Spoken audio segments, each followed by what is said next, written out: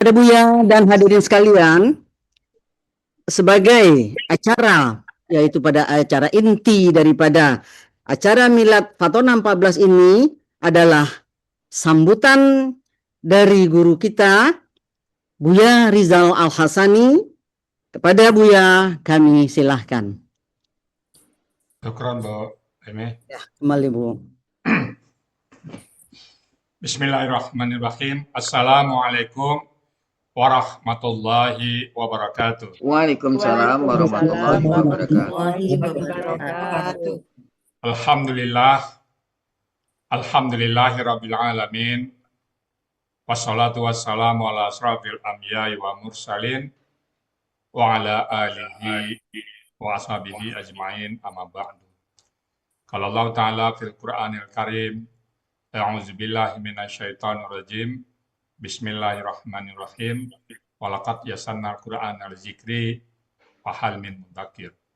Qala Nabi sallallahu alaihi wasallam, khairukum man ta'allama al-Qur'an wa 'allamahu. Sadaqallahul azim wa sadaqan nabiyul karim. Wa nahnu ala zalika minasyahidin syakirin. Walhamdulillahi rabbil alamin. Pertama-tama dan utama sekali, marilah selalu kita bersyukur pada Allah Subhanahu wa taala atas segala limpahan rahmat, nikmat serta karunia dari Allah kepada kita semuanya yang tidak dapat kita menghitungnya. Nikmat Allah datang kepada kita bagaikan deret ukur 1, 7, 15, 100, 400, 1 juta, 5 miliar, dan seterusnya. Tidak ada berlipat ganda deret ukur. Sementara kemampuan kita menghitung cuma 1, 2, bagaikan deret hitung. Jadi tidak akan pernah kita bisa mengejar nikmat Allah untuk kita hitung. Nikmat Allah kepada kita tanpa batas. Satu aja nikmat Allah dicabut kepada kita, maka kita tidak bisa berbuat. Andaikan mata kita tidak bisa melihat, maka kita tidak akan bisa hadir di sini. Atau telinga kita tidak bisa mendengar, maka kita tidak akan pernah hadir di sini. Jadi sekali lagi mari kita bersyukur atas segala nikmat yang Allah berikan kepada kita. Terutama nikmat Islam. Bapak Ibu bayangkan kalau kita bukan beragama Islam, kita entah di mana berada sekarang. Kemudian Allah berikan kita nikmat iman. Dengan nikmat iman ini adalah energi bagi kita untuk melaksanakan perintah-perintah Allah. Kita dengan mudah sholat, dengan mudah puasa, dan dengan mudah untuk belajar Al-Quran. Kemudian Allah berikan kita nikmat sehat badan, sehingga aktivitas kita bisa berjalan dengan baik dan sempurna. Betapa banyak teman-teman kita dan orang lain yang di luar sana yang sedang sakit, yang tidak bisa mengapa-apa. Mereka bed rest total, istirahat tempat tidur total.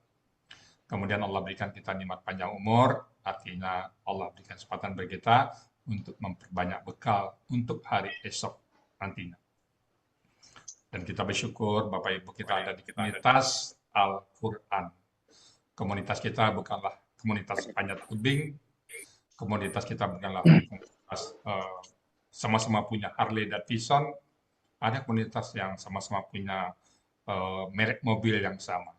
Atau mobil-mobil antik, komunitas pencinta PW, ada itu Bapak Ibu. Dan saya pernah memiliki sebuah mobil, lalu diundang oleh orang, kamu gabung ke komunitas kita. Begitu kita jual mobil kita didepak dari grup itu, kita nggak punya lagi. Jadi komunitas kita ada Al-Quran. Sepanjang Al-Quran masih ada, maka kita tergabung ke sana. Patut kita syukurin sama Bapak Ibu semuanya. Selawat, bering salam, tidak lupa kita sampaikan kepada uswatun hasanah kita, Nabi besar Muhammad Sallallahu Alaihi Wasallam. Seorang manusia yang sangat kita rindukan, yang sangat kita cintai, yang kita berharap kelak nanti satu saat berjumpa dengan beliau, dan kita berharap kulit kita yang hina ini bisa bersentuhan dengan kulit beliau melalui salaman. Dan kita berharap kelak beliau menghisab, Rasulullah juga memberikan syafaat kepada kita semuanya, kemudian mengajak kita bersama-sama memasuki surga Allah. Insyaallah. Baik Bapak Ibu semuanya, Bapak Ibu yang saya hormati, para pendamping, para pengurus, dan para peserta semuanya, khususnya kelas Fatona yang hari ini, milad pertama, kami mengucapkan selamat milad pertama. Semoga Allah selalu meridai kita. Bapak Ibu semuanya, pada kesempatan yang berbahagia ini, saya kembali mengingatkan kepada kita, ada 5 pilar dari Al-Hasani.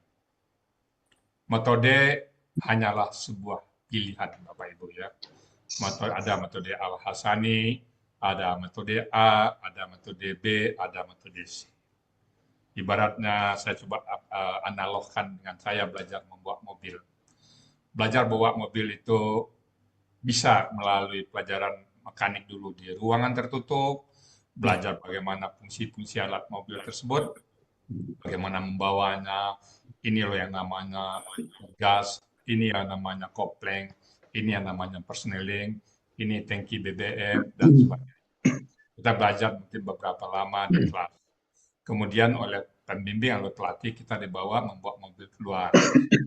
Ya, mendampingi kita di sebelah kiri, kita sebelah kanan membawa mobil. Kemudian mulai dari yang nggak ada rintangan, kemudian yang rintangan setengah dan sebagainya, dan sampai pada rintangan dan sampai ke jalan raya, bahkan sampai ke jalan tol. Setelah mereka pelatih kita menganggap kita bisa bawa mobil, barulah dilepas. Itu sebuah metode. Tapi ada metode lain seperti saya belajar mobil, ada mobil truk paman saya berhenti di parkir mobilnya, saya lihat dia tidur, saya curi kuncinya. Saya curi kuncinya, saya hidupin, saya buat sendiri. Dan saya tidak pernah belajar apa-apa. Saya hanya melihat pada saat tiap pagi dihidupin oleh supir-supirnya, oh ini cara hidupinnya ya. Lalu saya kabur sendiri. Saya bawa sendiri, alhamdulillah. Pernah nabrak orang juga, dan pernah juga masuk got. Tetapi saya nggak kapok, besoknya saya curi lagi, akhirnya lama-lama dia, udahlah, urus saja SIM. Katanya. Akhirnya dikasih kesempatan saya bawa mobil dan bisa. Begitu juga bawa motor. Saya nggak pernah belajar bawa motor, cuman saya tetap juga berani aja bawa motor itu. Ya awalnya juga jatuh dulu, motornya juga rusak-rusak dulu, bahkan banyak yang patah-patah. Tapi jalan terus. Saya juga luka-luka, tapi akhirnya juga bisa bawa motor. Itu metode. Mana yang terbaik itu depend on kita, tergantung kita. Jadi metode Al-Sani saya tidak mengklaim model yang terbaik. Saya kembalikan kepada Bapak Ibu semuanya. Kalau Bapak Ibu merasakan banyak manfaatnya, alhamdulillah kita bersyukur pada Allah SWT. Artinya apa?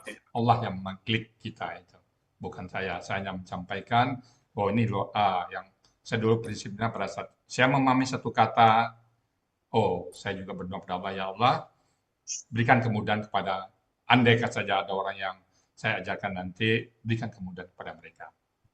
Nah, dalam perjalanan banyak onak dan duri. Bapak Ibu, saat ini kita sudah ada kurang lebih 200 sampai 300 kita yang aktif, yang jumlah alumni kita mungkin jumlah sampai 3.000 lebih. Itu tidak tiba-tiba ujuk seperti ini. Tiba-tiba ada kelas foto anak milad pertama. Kita urut ke belakang, Bapak Ibu semuanya. Saya mungkin tidak semua saya sebutkan. Banyak berurai dan air mata, Bapak Ibu semuanya. Banyak cibiran dari orang lain, nggak mungkin lah seorang akuntan itu mengajarkan Al-Quran. Tidak mungkin orang yang tidak tahu sanadnya nggak mungkin baca Quran. Jadi sekali lagi Bapak Ibu, banyak halang dan rintangan. Sampai satu saat saya meninggalkan Indonesia ini menyeberang ke negeri sana. Di sana juga nggak bisa diterima orang, kenapa? Tidak ada legal standing, kalau bahasa sekarang. Tidak ada bukti pendukungnya. Akhirnya kembali lagi ke tanah air, dan akhirnya dari rumah ke rumah. Dari satu orang ke orang kedua, datang dari rumah ke rumah, itu pun saya menyiapkan modal yang lumayan waktu itu, dengan nominal yang ratusan juta, Bapak Ibu semuanya. Saya siapkan kamusnya, saya siapkan materinya untuk mengajak orang-orang semua. Sampai itu. Tapi nama juga belum, namanya apa ya, belum juga ada orang yang mau mengikuti. Tapi ada beberapa orang yang coba tertarik dan kita ajarkan secara intensif. Jadi mulai dari 1 orang, 2 orang, 3 orang, barulah Bapak Ibu ini ada di sana. Termasuk Bu Ani Sufanti tadi itu orang pertama yang masuk ke Al-Hasani di Zoom. Lalu berdasarkan itu saya mencoba menyusun 5 pilar Al-Hasani. Saat ini saya ngingatin kita semuanya, ada 5. Kenapa 5 pilar bangsa Indonesia bangun? Karena saya lihat berdasarkan perjuangan-perjuangan tidak mudah. Ternyata belajar Quran itu perlu pertama niat ikhlas lillahi ta'ala. Kalau niat kita tidak ikhlas, Bapak Ibu akan gampang berhenti belajar Quran. Banyak peserta yang hari pertama, hari kedua sudah berhenti. Kenapa berhenti? Hanya niatnya itu pertama ada yang cari teman, begitu masuk grup, catat semua teman-teman, begitu dapat keluar. Ada yang juga jualan, begitu masuk, dia langsung posting dagangannya, entah itu dagangnya buku, entah dagang apa. Begitu dapat pemesan, dia keluar, dan sebagainya. Jadi kami kembalikan bahwa kalau kita belajar betul-betul ingin memahami Al-Quran, maka insya Allah kita bertahan. Maka kami buatlah pilar pertama, belajar Quran itu betul-betul mencari ridha Allah. Kalau bukan ridha Allah yang dicari, maka kita tidak akan pernah istiqamah bersama Al-Quran. Kemudian banyak juga dari kendala-kendala. Pak Ustadz, saya kok nggak bisa paham Quran Pak Ustadz, gimana ini? Nah, akhirnya saya coba ngomong empat mata dengan mereka. Nah, saya simpulkan pada saat mereka belajar, masih masa lalu mereka masih banyak hal-hal yang melanggar perintah-perintah Allah. Atau mereka mengerjakan hal-hal yang dilarang oleh Allah. Nah, maka kita bangun kedua yaitu perbanyak tobat. Karena dosa masa lalu kita merupakan beban bagi kita. Sehingga kita susah memahami Quran. Kemudian ada juga yang tidak sedikit-sedikit nggak mau belajar lagi. Ada hal kecil, Pak Ustadz, mau izin hari ini kenapa? Ada reunian. Pak Ustadz, izin hari ini kenapa? Ada cucu undangan, ada cucu ulang tahun. Nah, hal-hal seperti ini, oh ini pakai hajat yang kuat. Padahal kegiatan itu bisa kita atur. Kalau cucu ulang tahun kan bisa belajar pagi, cucu sore aja kita ulang tahun ya, atau bagaimana bisa kita atur. Nah, hal seperti ini, maka kita membuat ketiga, pilar ketiga yaitu hajat yang kuat. Hajat yang kuat itu ukurannya adalah bisa mengalahkan apapun kepentingan dunia. Ukuran kami adalah perkataan Ali bin Abi Thalib.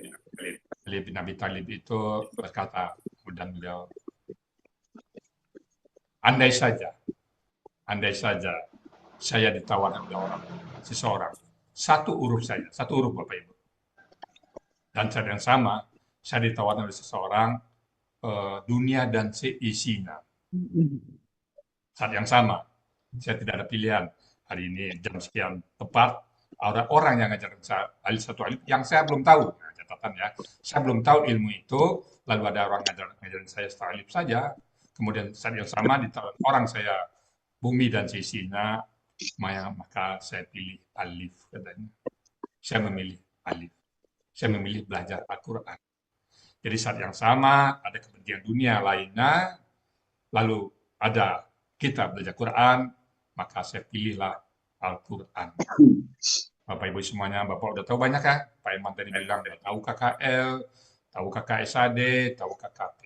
Ada orang yang tahu cuma, Pak Ustadz, Alhamdulillah, saya udah tahu artinya wa dan.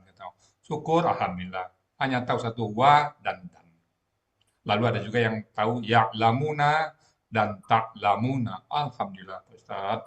Tadinya saya baca ya'lamuna dan ta'lamuna, apa bedanya ini? Ternyata bedanya pelaku satu hum dan satu antum. Ada juga orang yang bersyukur, tadinya nggak bisa buka kamus, tahu-tahu udah bisa buka kamus. Puluhan tahun kamus di rumah dia nggak bisa dia buka. Apalagi membaca akar kata, mencari pola-pola yang ada, ini KBPAK, ini KBPPK yang ditanya Pak Adil itu sangat luar biasa Bapak Ibu semuanya. Jadi hajat yang kuat. Kemudian Bapak Ibu semuanya, keempat, yakinlah bahwa Al-Quran itu mudah. Kalaupun kita belum bisa paham, bukan Al-Qurannya yang susah, tapi kitanya mungkin yang belum punya hajat. Nah, mungkin sebuah ketentuan itu susah dipahami. Nah, Allah berfirman dalam surah Al-Qamar 4 kali. 17, 22, 32, dan 40. Walaqad yassarna Al-Qur'an al-zikri fahal min mudzakir. Bapak Ibu udah baca ya? Wadan la sungguh-sungguh, kat sungguh-sungguh. Jadi penekannya 2 kali dan sungguh-sungguh, sungguh-sungguh. Kalau bahasa kampungnya Bu Emi Amran tuh yo bana he koa. Betul. Kami telah memudahkan Al-Quran. Yang mungkin Al-Quran susah. Kalau kita belum paham, berarti kita yang introspeksi diri, ya Allah, salah saya apa ini? Berikan kemudahan saya. Dan kemudian berikutnya istiqomah. Istiqomah kita. Istiqomah ini sulit, Pak. Biarlah sedikit, kita tahu satu ayat satu hari ini, satu ayat satu hari besok, dan satu ayat itu lagi, daripada belajar belum satu juz hari ini, besok istirahat. Jadi kita belajar istiqomah, andai saja satu saat nanti kita nggak bisa belajar karena syar'i, karena sakit kah, kepentingan-kepentingan yang syar'i sifatnya, kita dianggap tetap belajar Al-Quran. Tapi kalau bolong-bolong atau ada yang apa, nah itu ya, jadi perlu kita istiqomah. Sekali layar terkembang, pantang sudut belakang. Maka jargon-jargon alasan itu ada pertemuan, tidak ada pertemuan. Maksudnya kita pernah bertemu, tapi tidak berpisah lagi. Sampai kemana nanti? Sampai ke surganya Allah. Amin. Amin. Melewati sudah menurut kita, tapi kita tidak bisa dengan beliau. Pahala yang kita dapatkan pagi ini, Bu Nelwati juga dapat. Ya. Bapak, Insya Allah. sama kita. Baik, Bapak Ibu semuanya, sebelum saya tutup, saya berdoa semoga Bapak-Bapak Ibu semuanya bisa istiqomah. Oh ini sebentar ya, ini ada. Tadi Pak Yayan pantun saya dengan Pak Yayan, tahu saya tuh kok mirip-mirip sama ya. Kami tidak ada koordinasi dengan Pak Yayan, itu menandakan satu frekuensi ya. Saya baca pantun izin ya. Bapak Ibu semuanya, Bapak Ibu ya, Pak Ketua Klub Pak Herman, Pak Master dan Bapak Ibu semuanya. Di ufuk barat berwarna merah, pertanda maghrib segera akan tiba. Selamat milad pertama kelas Fatona. Semoga Sang Khalik menjaga kita. Amin. Anak nelayan mendayung sampan. Nah, ini sama dengan Pak Dayan tadi. Anak nelayan mendayung sampan, sampan didayung sampai ke muara. Hari ini belajar Al-Quran, esok kita kumpul di surga. Demikian, Bapak. Amin. Pada hal yang kurang pas, saya mohon bukakan pintu maaf sebesar-besarnya, dan kalau benar, semata-mata datang dari Allah SWT. Bila taufiq wal hidayah, Assalamualaikum warahmatullahi wabarakatuh. Waalaikumsalam warahmatullahi wabarakatuh. Terima kasih banyak Buya. Insya Allah ilmu Buya yang beri kami, insya Allah nantinya akan menjadi amal ibadah Buya yang mengalir tanpa henti serta mendapatkan balasan yang berlimpah dari Allah Subhanahu wa Ta'ala. Amin. Amin. Ya Rabbal Alamin.